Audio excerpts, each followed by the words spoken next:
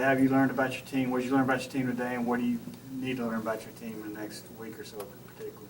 Well, we had a great first practice. The thing that's unique anymore is when we can work with our players in the summer, gives us an advantage as far as knowing what we have, and even our incoming freshmen, we had them all summer, and then you've got your individual workouts. So we kind of knew what to expect, but our workouts haven't been longer than an hour. So today we went a little bit over 2 hours, but I thought the girls' energy, focus, and concentration were there. Right now, we're focusing on our transition game, and I really feel good about where we're at after the first day. Talk about expectations for this upcoming season. Well, as far as expectations, I don't know anybody that doesn't want to win Conference USA or compete in postseason.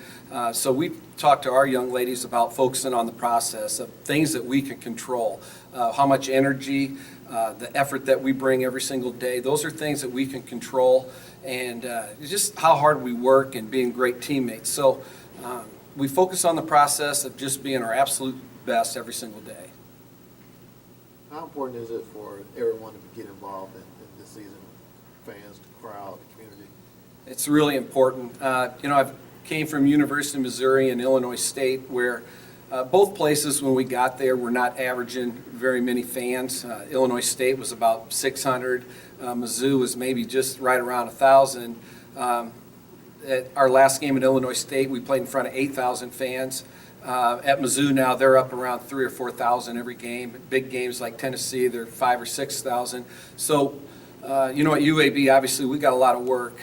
We've been getting out in the community more than they ever have. And in women's basketball, it's all about building relationships with people, and so that people want to come cheer on the young ladies.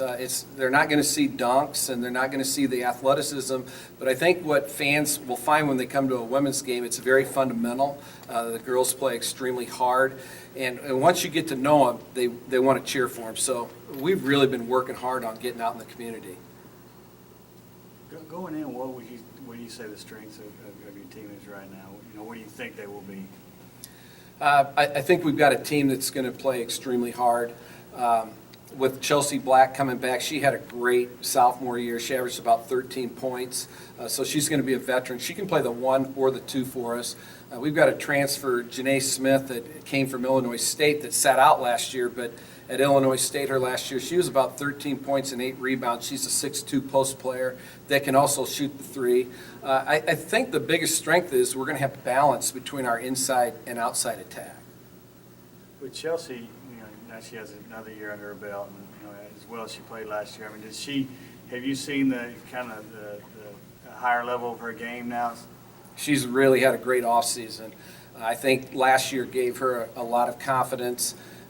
Her leadership role has really stepped up, but she's extremely confident. And then we've got, Brittany Winborn, who played a lot last year. She started, came off the bench. Diamond Webb came off the bench, had several starts. So we've got some experience.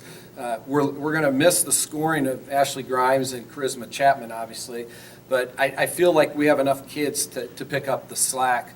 A lot of people don't know about Bianca Duffelmeyer, who sat out last year. She injured her shoulder. She was from a junior college, but she's going to be a really good player for us. Lauren McGraw is a transfer from Memphis that sat out last year. So we've got some kids that our opponents haven't seen or don't know anything about.